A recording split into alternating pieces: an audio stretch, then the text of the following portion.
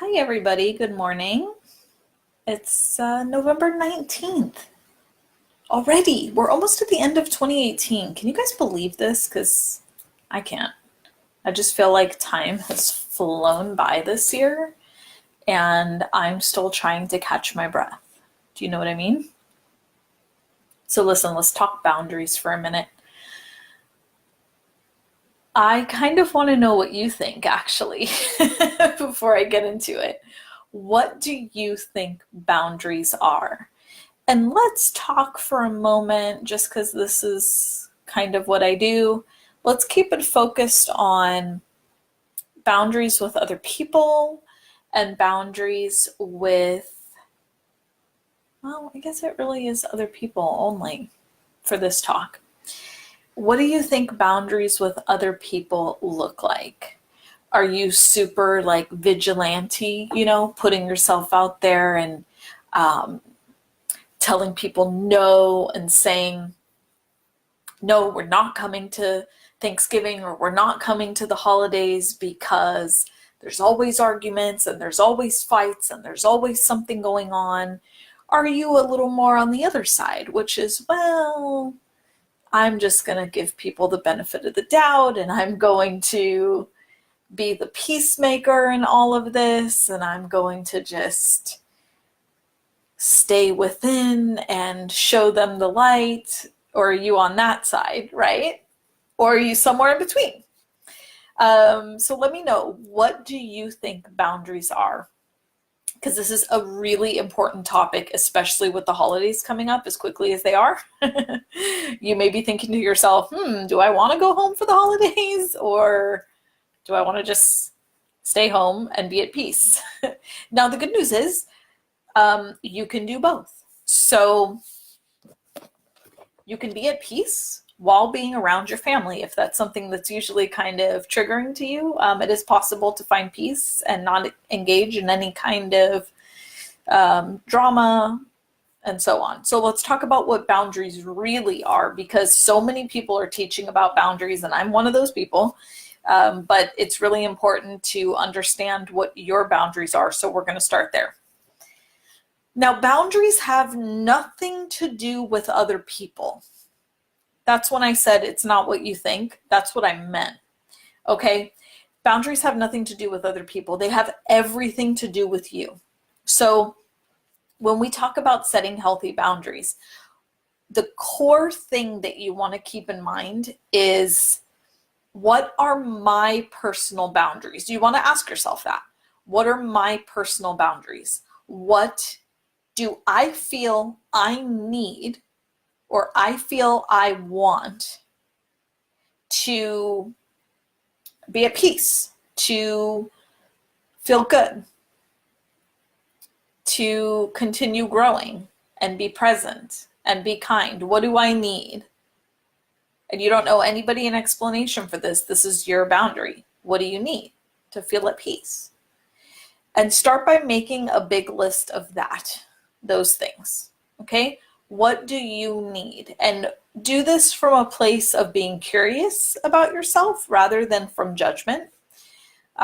You'll get a lot further if you're just not judging yourself. So hang with it for a second in your journal. Write down, what do you need to feel fulfilled? And then you start working, and that's going to be a big long list, okay, if you really sit with it, and you'll probably add to it as time goes on, but that's going to be a big long list. And I bet you it's not going to have anything material on it, because it never comes back to that.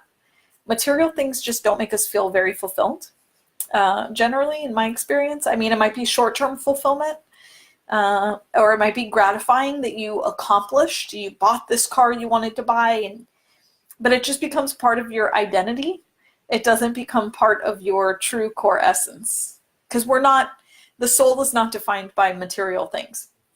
I'm not telling you not to get something that you want. I think that's why we're here, to work towards these things, to have goals. But that's not the point of this particular list. So I want you to write down what you actually need that would contribute to your well-being. This process will start you really getting to know yourself. You're really going to start to dig into what makes you tick. What makes you tick? What do you actually need? And then you start giving that to yourself. Now, when a triggering event happens and we say, oh, they really triggered my boundaries, it's not about the other person. The other person is just a mirror for what we're feeling inside. So one of the ways that I like to handle this is I just kind of listen to what the person is saying. And I have a pretty strong truth detector. And if you're still boosting your truth detector, you can just journal this later. But if you're triggered in the moment, the best thing that you can do, rather than take it out on the other person or take it out on somebody else or even take it out on yourself, the best thing you could do is walk away. You don't need to be unkind. You don't need to be frustrated or upset. I'm not telling you to bottle your emotions. I'm telling you step away so you can evaluate how you're actually feeling. And this is why I carry little journals on me all the time. So I can just write down how I'm feeling right away, because you want to give it an outlet. You want to let your emotions express themselves, but not necessarily express on another human being. You know what I mean? So it's okay. Just be kind to yourself, step away. And that's a core teaching in boundaries, because it's not about the other person. People are always going to push up against our boundaries. I love the people that teach boundaries and they're just like, oh, if you set this up, you won't have problems with other people. You won't. It's like, no, that's not true. Because if you're on a path of self-growth, people are always going to pick at your boundaries. And that's how you get tested too. Just when you think, oh, I got this handled, and that energy and that cockiness that comes in and that lack of humility, what happens is you get triggered the most. The most situations come up where people start triggering your boundaries in a really crazy way. And that's like the universe going, you still have work to do on that. You still got work to do on that. Like, here, let us help you. So this is a really big conversation.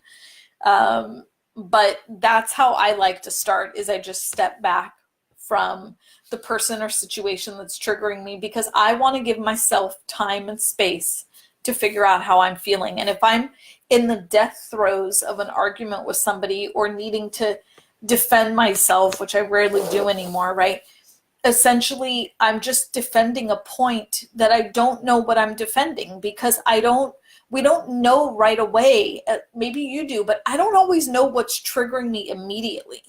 Sometimes I think it's this, but it's really this. It's something totally different that's triggered me. And I have a reactive behavior that happens because of that. And that's where you see, if you're blaming people, you're arguing, you feel resentment, anger.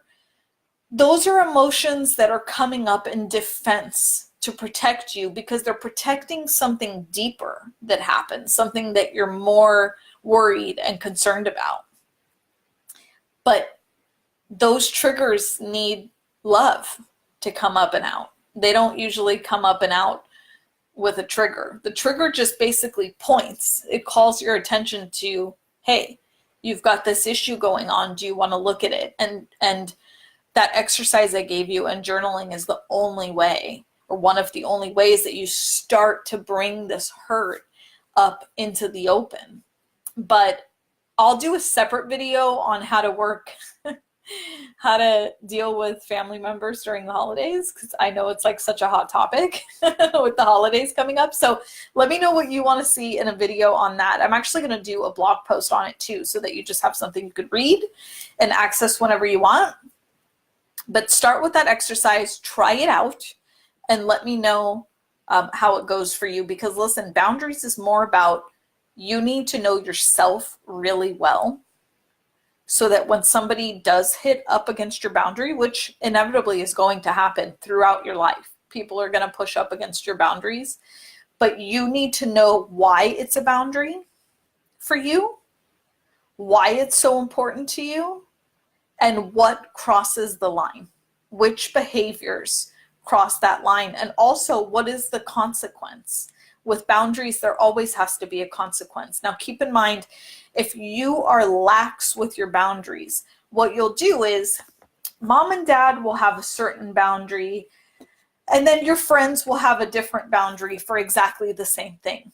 And one of the first things you have to do is get really clear on what your boundaries are. And I know we're kind of forgiving of family members and this and that and friends sometimes, maybe not so much family and a lot of forgiving of friends, but that's a healing thing that's coming up.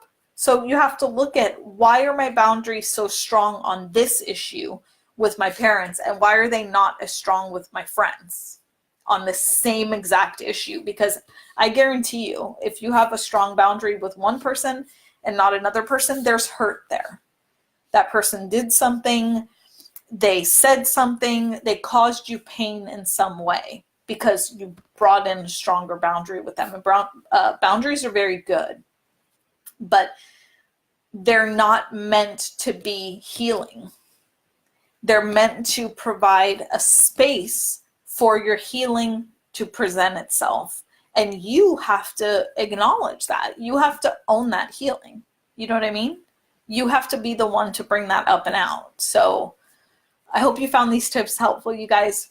I'm about to go live on my energy update, so hang out if you want to see what energies we can expect for the week. Thank you very much.